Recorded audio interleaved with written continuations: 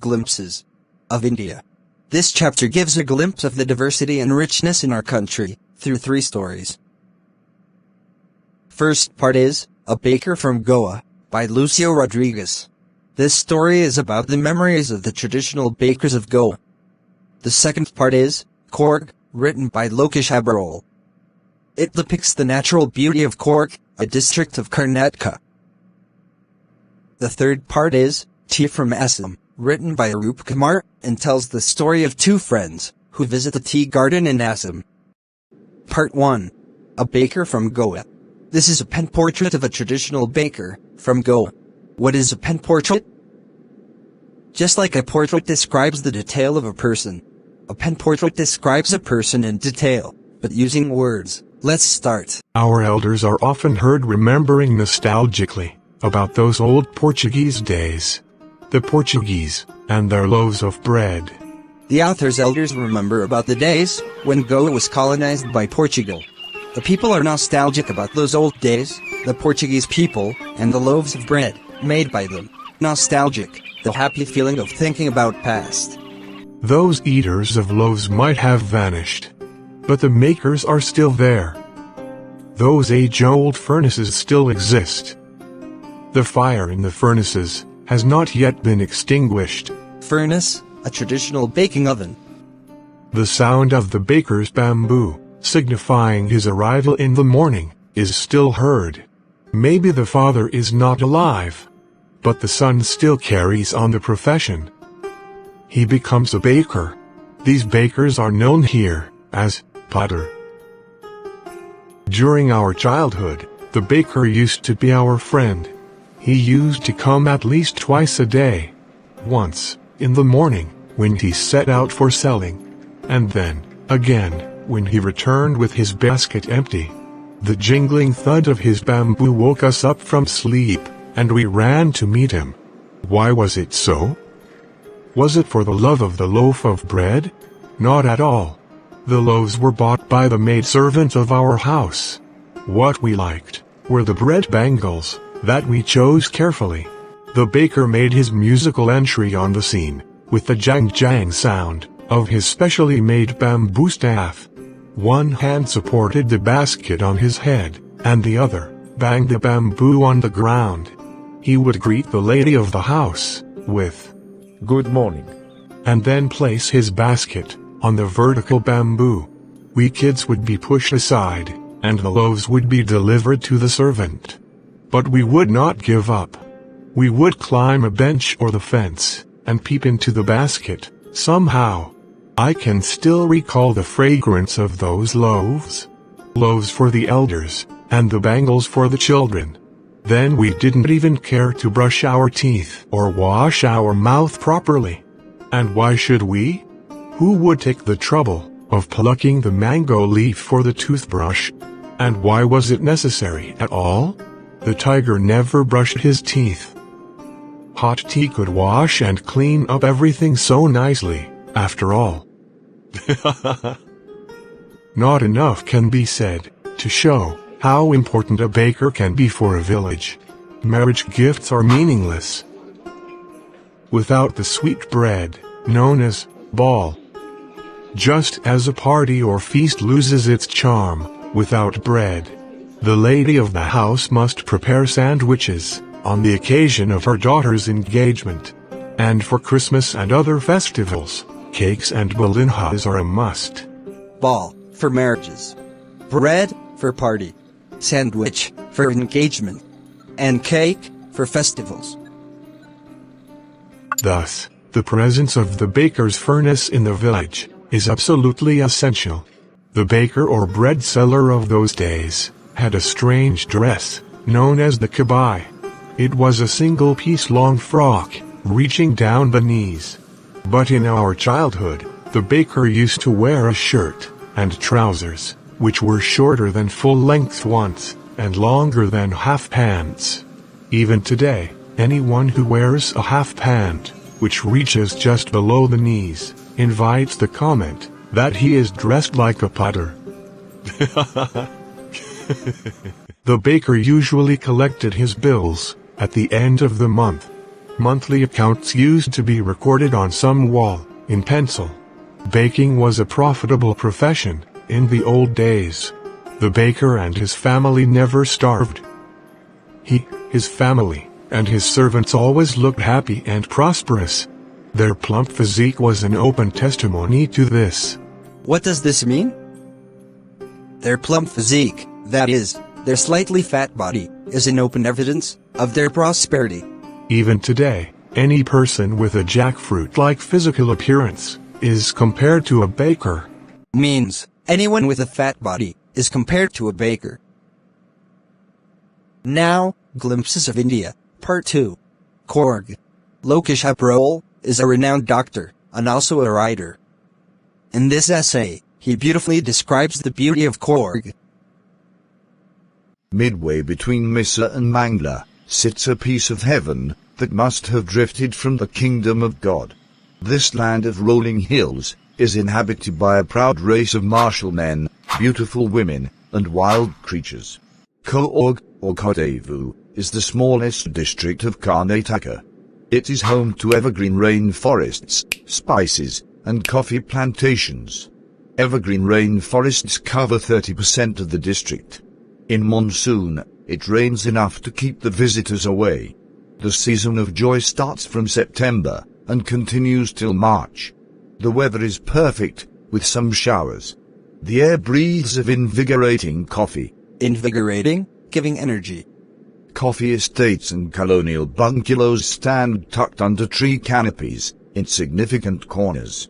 The fiercely independent people of Coorg are possibly of Greek or Arabic descent. According to a story, Alexander's army moved south along the coast and settled here in Coorg. These people married amongst the locals, and their culture is visible in martial traditions, marriage, and religious rites. The traditional Coorgi dress is a long black coat with an embroidered waist belt known as kafia. It resembles the kafia worn by Arabs and Kurds. Let me make it clearer for you. The Coorgi people are supposed to be of Greek or Arabic descent. Means, their ancestors were Greek or Arabic. Firstly, according to a story. Have you heard of Alexander, who invaded India? His army came to Coorg, and when returning was impractical, settled here. They married amongst the local people. The traditions there are distinct from the Hindu mainstream, which supports this story. As most of the soldiers were Greek, the Coorgi people are possibly of Greek descent. And why should they be of Arabic descent? The long black coat, with an embroidered waist belt, known as kapia, is worn by Kodavus, that is Coorgi people. A similar dress, known as kafia, is worn by Arabs. As kafia resembles kapia, Kodavus are possibly of Arabic descent. Coorgi homes have a tradition of hospitality. Hospitality, friendliness. And they are more than willing to recount numerous tales of valor related to their sons and fathers. Tales of valor, stories of courage and war. The Coorg Regiment is one of the most awarded in the Indian Army. Do you know the first chief of the Indian Army?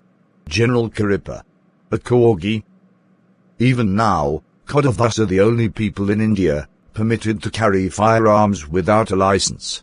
The river, Kaveri, obtains its water from the hills and forests of Coorg. Maracia, a large freshwater fish, is abundant in these waters.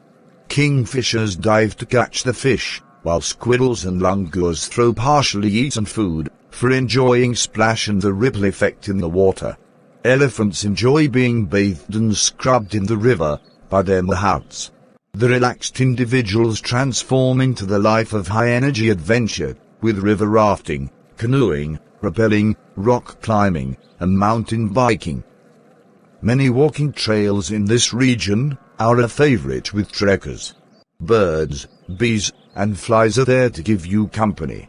Macaques, Malabar squirrels, langurs, and slender loris keep a watchful eye from the tree canopy. I do, however, prefer to step aside from wild elephants.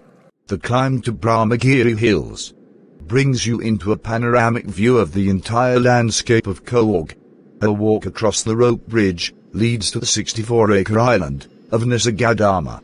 Running into Buddhist monks, from India's largest Tibetan settlement, at the town, Bilakut, is a bonus. The monks, in red, ochre and yellow robes, are amongst the many surprises that wait to be discovered by visitors, searching for the heart and soul of India, right here in Coorg. Don't worry, if you are not able to remember the facts, you can watch the animated summary, the link is in the pinned comment. Now, part 3. Tea from Assam. The good thing is, that it is more of a story than an essay. So, you will not find it boring. Prince Joel is a youngster from Assam. His father is the manager of a tea garden in Upper Assam. He invites Rajver, his classmate, who lives in Delhi, to visit his home during the summer vacation. In the first scene, they are in a train.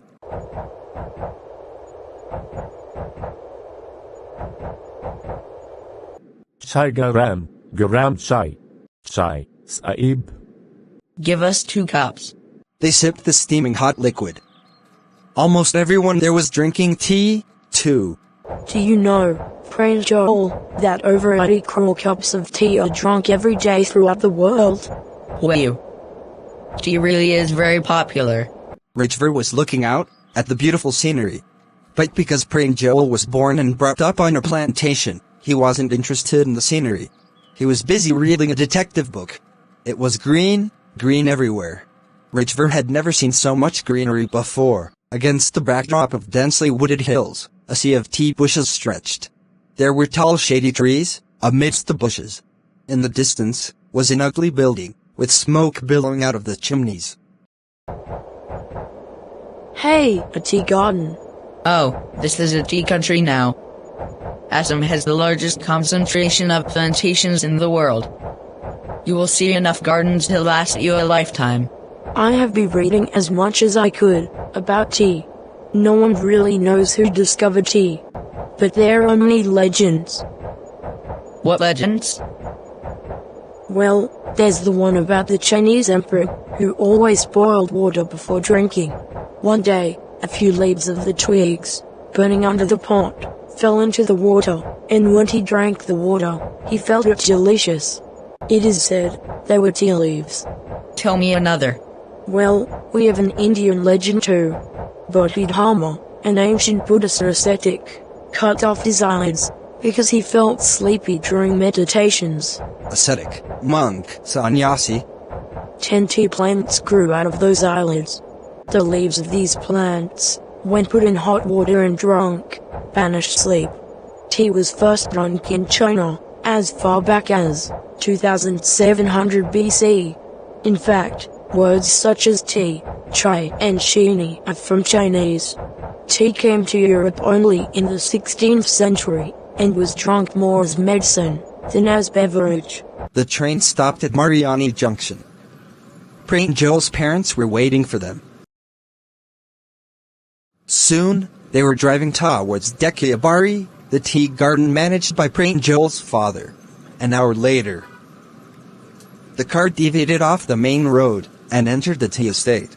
On both sides of the gravel road were tea bushes, all neatly cut to the same height. Groups of tea pluckers, with bamboo baskets on their backs, were plucking the newly sprouted leaves. Prince Joel's father slowed down to allow a tractor, pulling a trailer load of tea leaves, to pass. This is the second flush or sprouting period, isn't it, Mr. Baru? It lasts from May to July, and yields the best tea. You seem to have done your homework before coming. Yes, Mr. Baru. But I hope to learn much more while I'm here.